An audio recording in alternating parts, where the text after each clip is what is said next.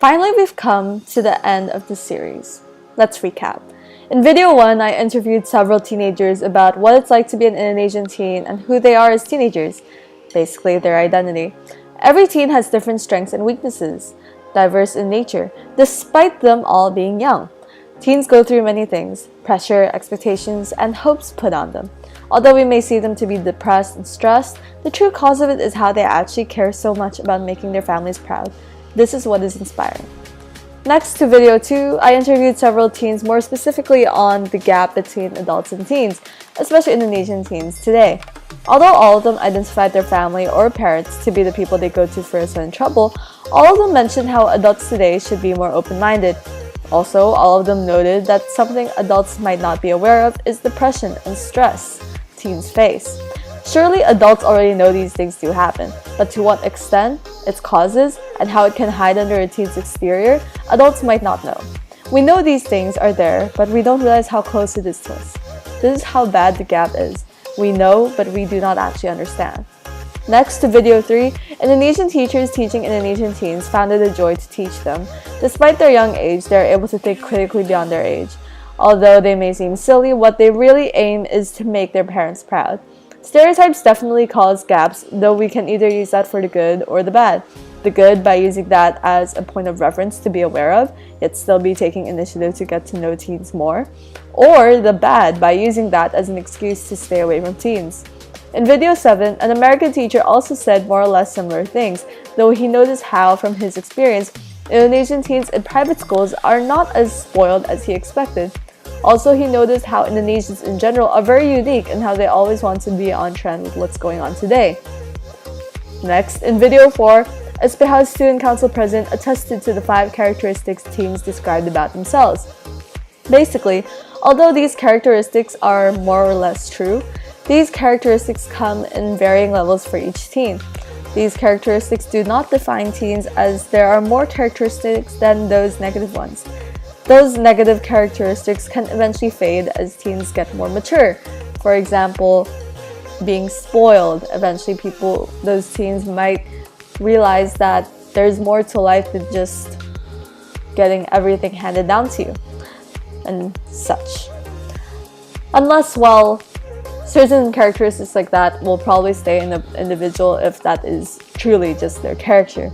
For example, since they're ungrateful, they are just spoiled people and hypocrites. Next, in video 5, a youth pastor commented on how teens need empowerment in an age where everything is easy to access. Teens have a dependency on the age they were born into, technology, and that is often where their insecurities stem from. I mean, think about it. All these societal standards about the ideal body, about ideal grades, often most of them just come from social media. So, thus, teens need true friends that they can depend on. Although adults are important for guidance, people their age are people they also interact with every day and face the same things as them. A true friend to lean on for a teen can make all the difference in one's self-esteem and confidence. In the 6th video, we saw a girl squad and how their friendship survived over the years through communication and space. They commented how true friendships do not mean sticking by each other 24/7, but instead are moderated, controlled, and is understanding as well as loving. Although they're very close friends, you can see in the way they interact with each other that there are no hard feelings between them, that they understand their limits to each other, and that is something very important to realize. Although they are a girl group, that doesn't mean that boy groups are not similar in how they do have an understanding between each other. Such things are just universal. Overall, this series talked about teen identity, what teens and teachers thought about the gap between adults and teens, how stereotypes shape our mindsets, how teenagers are constantly changing and should not be labeled negatively, what teens need today in this society and age, and also seeing how true friendships between teens show adults the maturity inside each teen that we often ignore or don't realize.